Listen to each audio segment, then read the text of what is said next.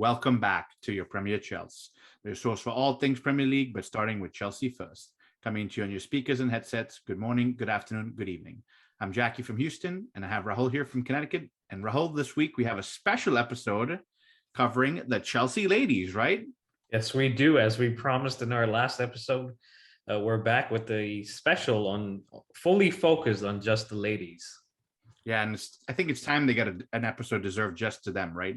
Absolutely. So I guess we've covered them for the last year, pretty much every week, and supported them and celebrated their successes. But we wanted to take this opportunity, like we said, to do a full episode and just relive and just talk about some of the past successes, the history, and hopefully bring some fun facts and insights about some of the players. So that's kind of the preview of the episode, and I'll kick it off with just giving you a brief history. So the Chelsea ladies has been actually around since 1992-93, and Chelsea formed a team. They had players playing. We were played in the third division back in the day, the Greater London Women's League, Division 3.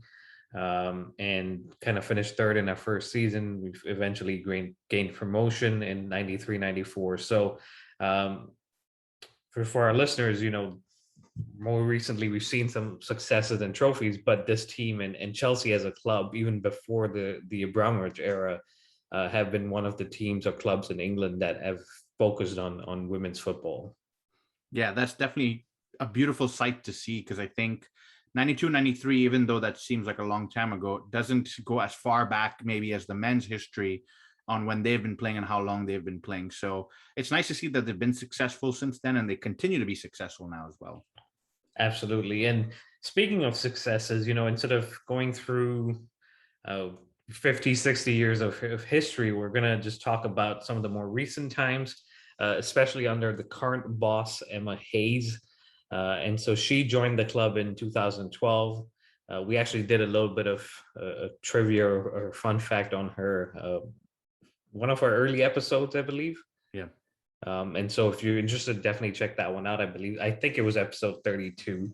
But after narrowly missing out on the 2014 Women's Super League title, Emma Hayes oversaw a squad overhaul with some new additions that came in. Some of the players still currently play in the squad. Millie Bright came in a few years ago in 2014. Fran Kirby, we've spoken about her very often. She came in for a British record fee in that season as well. And in 2015, with new players, with Emma Hayes actually been at the club for 3-4 years now. She guided the team to a historic league and cup double, the first for the Chelsea women. Yeah, and she's one of those managers, Rahul. I don't know who was saying it exactly, but she really has put her stamp on this team. She really plays some fun, free-flowing football. She's gone on to actually do punditry and different things, and has been voted actually as one of the top pundits out there, because it's not just she's able to, yes, get a group of really talented women together and win things.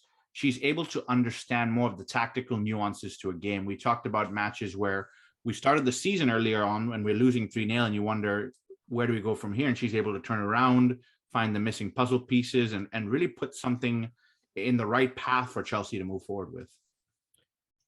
That's spot on. And, when I was looking through and reading about her, it almost felt similar to, and I don't mean to disrespect her or Alex Ferguson, but in the sense that they came into a club and kind of put their own stamp, like you were saying, and were given the time to do it.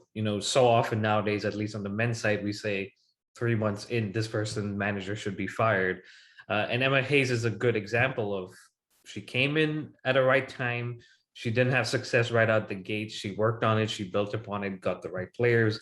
And since then, and since 2015, like we mentioned, she's had continued success with league titles, with FA Cups, with League Cups, with the Community Shield, and most recently with their first Champions League final appearance last season. So it's been something that she's worked on, and you can see that she's very proud of it. And you mentioned she does punditry as well now. And I think she's been touted as the first female manager that may eventually end up managing a men's team.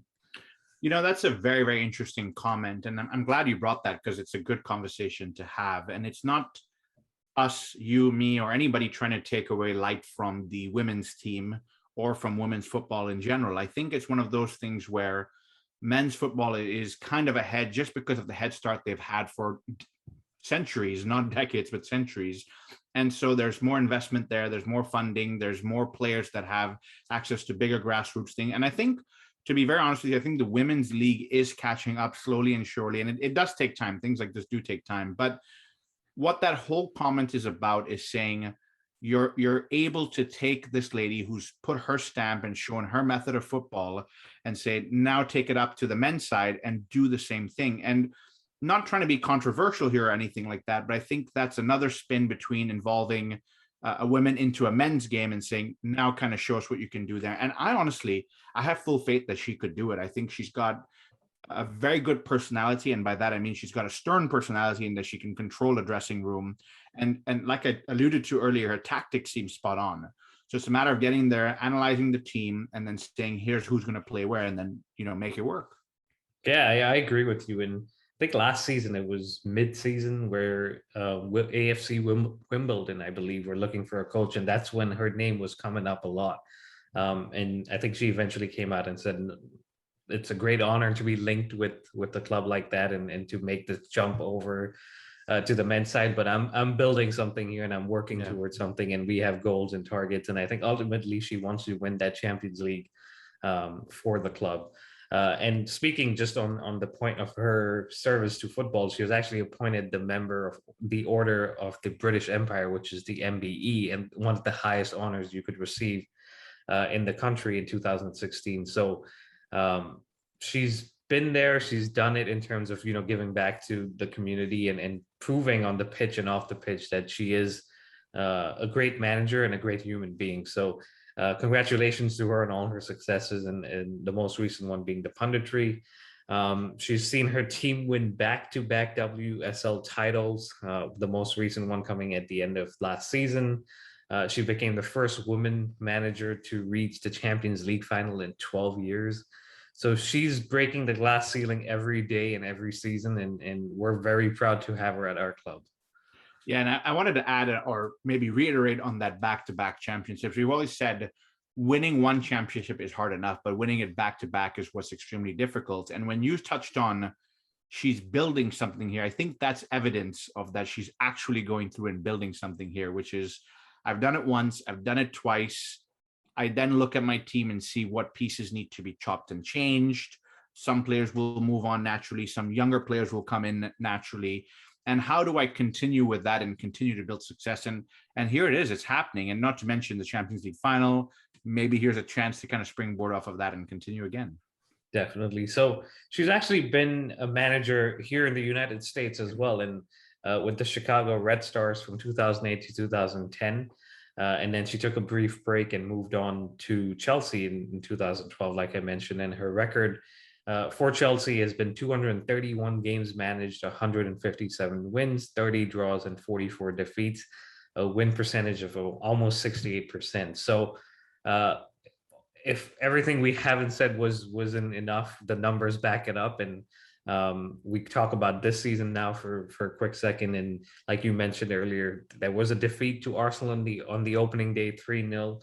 And Arsenal seemed to be the closest or one of the contenders for Emma Hayes and the Chelsea squad to prevent them from going back to back in the Super League. But they bounced back. The Chelsea team bounced back with wins over Everton, a 4-0 win, a win over Manchester United 6-1.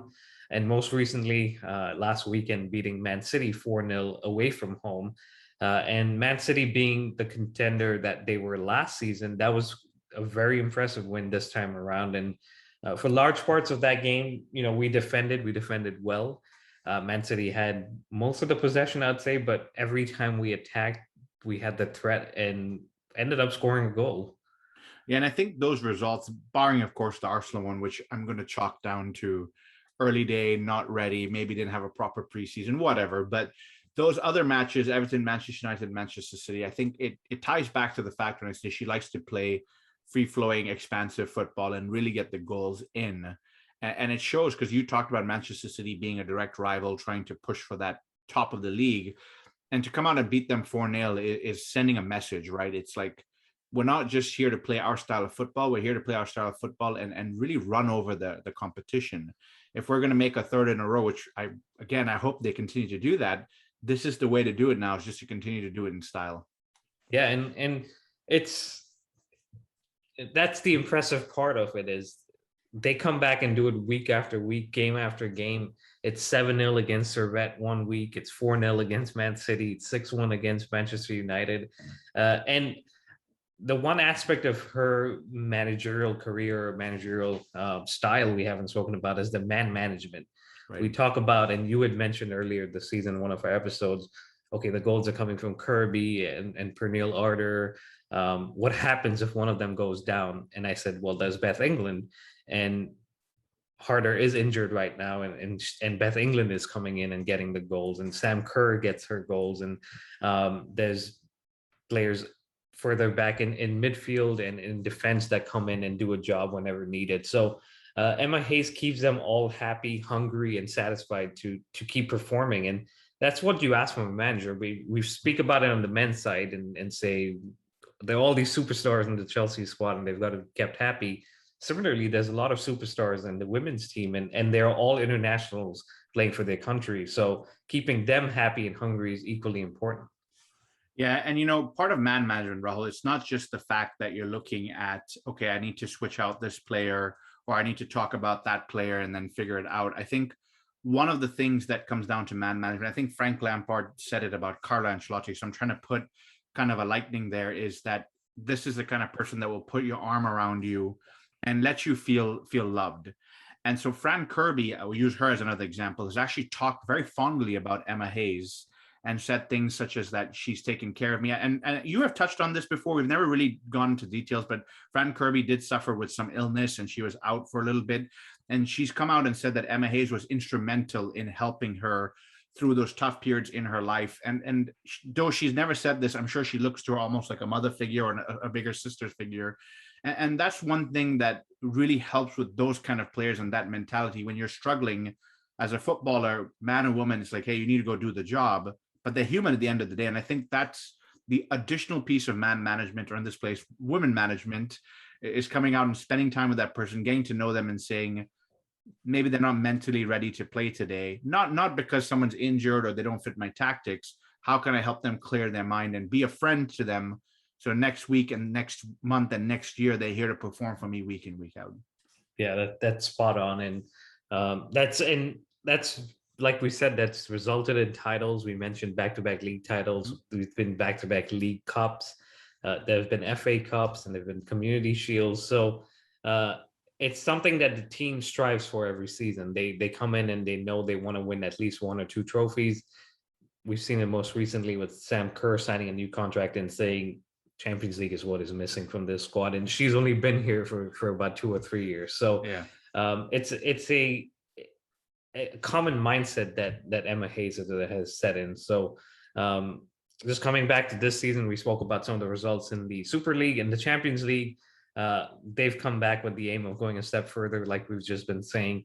They did have a little bit of a stumble in the first game with 3-3 draw versus Wolfsburg, which is Wolfsburg are a pretty good team in Europe, and that's not a bad result against them.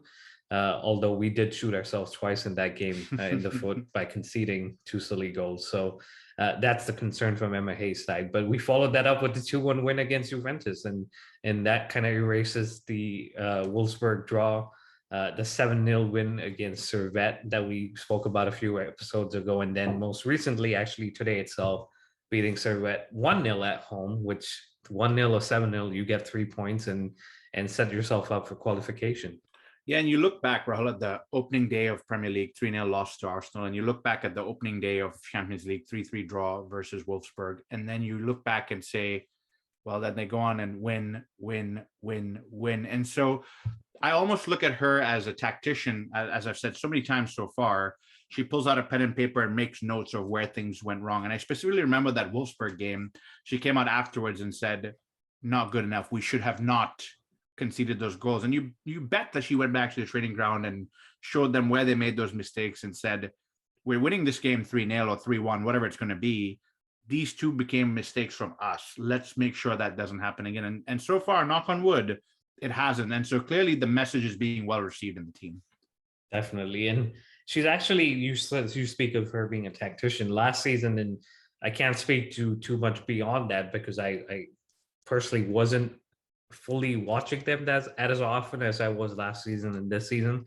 But last season it seemed to be a back four, and this season it's transitioned into a back three, where maybe the first game, full competitive game, was against Arsenal, and we lost it by three goals.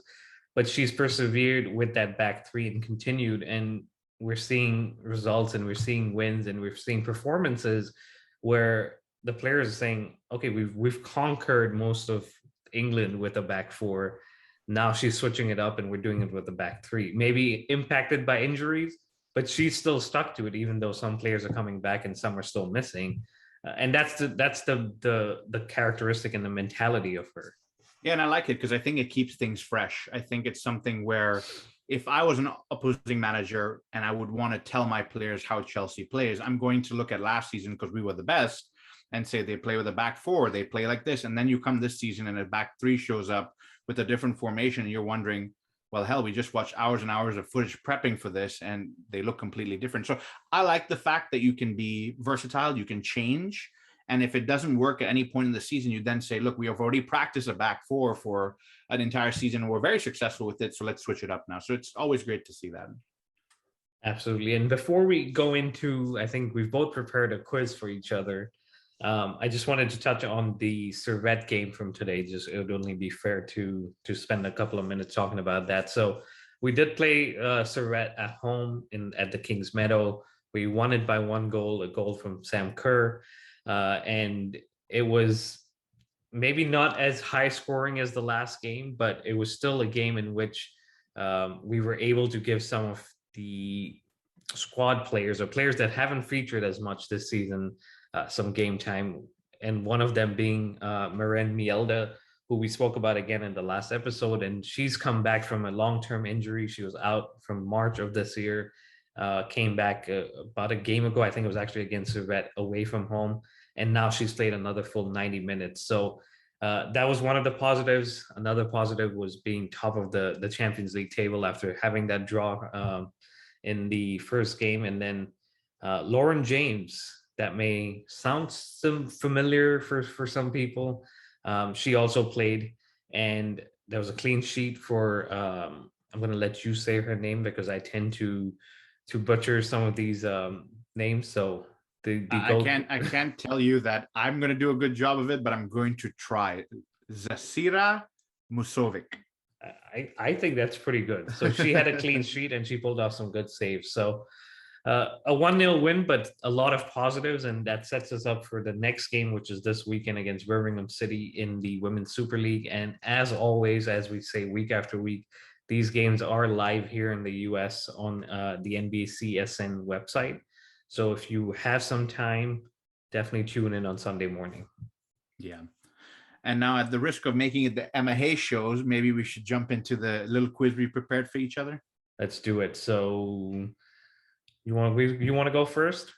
Yeah, sure. And so what I'll say about this quiz as we go through it, I think it's more meant to be informative as well. Right. And while we did try to pick different players, unfortunately, I ended up with Sam Kerr again. And I know a lot of people have said, we mentioned her name week in, week out, but she's celebrating a new 2-year contract, as Rahul has already mentioned. And so what better way to learn about her with a little quiz and some fun facts as we go through it. So let's dive right into it, Rahul. So this is a super easy one, at least in my opinion. Sam Kerr is an international from which country? Your options are A, England, B, USA, or C, Australia. So I know this one, and it's Australia. All right, good. And I'm glad you said that because she's actually, a fun fact about Australia, you may know that the men's team goes by the Socceroos. The women's team goes by the Matildas. Now, I don't know exactly where that came from, but just an interesting one all around for our listeners out there to learn from. Sam Kerr actually started her career in the Women's A-League, that's in Australia. But which team did she start her career with? The question, I see you laughing over there. The options are A, Perth Glory, B, Sydney FC, or C, Melbourne City? They all sound right to me. Well, I picked the major cities out there. Yes. So. Perth, Sydney, or Melbourne. And I don't think this will help, but it's a good fun fact to give you a minute to think. She actually made her debut at the age of 15 years old. Oh, wow. I am going to go with Perth Glory. That is actually correct. So good job over there. That's actually her hometown and where she's from. So well done. Hopefully you knew that, or maybe it was a wild guess, but I'm happy you got it Come right. on, I knew that. I just acted like I had to think about it. Just to stretch it out for dramatic Yes. effect. Great. All right. Chelsea signed Sam Kerr from an NWSL team in the USA. This team was, and your options are A, the Sky Blue FC, B, Chicago Red Stars, or C, Houston Dash. And that's my team there. Again, I'm just drawing this out for the dramatic effect, but I think it's Chicago Red Stars. That is actually correct. So she actually did play for both the Sky Blues, who was in New York City, and then for the Chicago Red Stars as well. She transferred between them, and then from there decided she wanted a new challenge coming to Europe. And this isn't a quiz question for you, but maybe you can name the team that was competing for her signature with Chelsea. Arsenal? No, it actually was Olympique Lyonnais. So that's not part of the quiz, but I wanted to throw that in there as well. Well, she definitely made the right choice. She definitely made the right choice there. So Sam Kerr is now in her third season, I think 2.5, because she signed halfway through her first season in January. She's made 51 appearances so far and contributed 14 assists. Pretty good overall for a striker. But how many goals has she scored for Chelsea? Your options are A, 40, B, 37, or C, 34. 2.5 seasons. I know she won Golden Boot last season. Mm-hmm. And I think she scored 21 goals. And this season, so it's 40, 37, and what was the last one? 34. I am going to go with 37. That is correct. I think you're going for a clean sweep today, my friend. Yeah, so very good numbers from her, 37 goals and 51 appearances, like I said, but the 14 assists is what impressed me the most because, she's chipping in there and adding to it. I have one more question for you. Sam Kerr is also the top goal scorer for her country, who we quizzed you on earlier, so you should know that country is? Australia. Perfect. It looks like you're doing a good job there. She scored a whooping number of goals, and I'm going to ask you what those numbers and goals, but she's made 102 appearances for her country. She's a clear leader, with the second place being 26 goals from Kia Simon of Tottenham, ironically. So the options are for the goals she scored for her country: A, 49 goals, B, 39 goals, or C, 29 goals. I mean, the goal machine that she's 102 appearances, right? She's got to have at least one goal every other game. So I'm going to go for 49 goals. I actually love the analysis there because she does have one goal for every other game, and 49 goals is indeed correct. That's just who she is.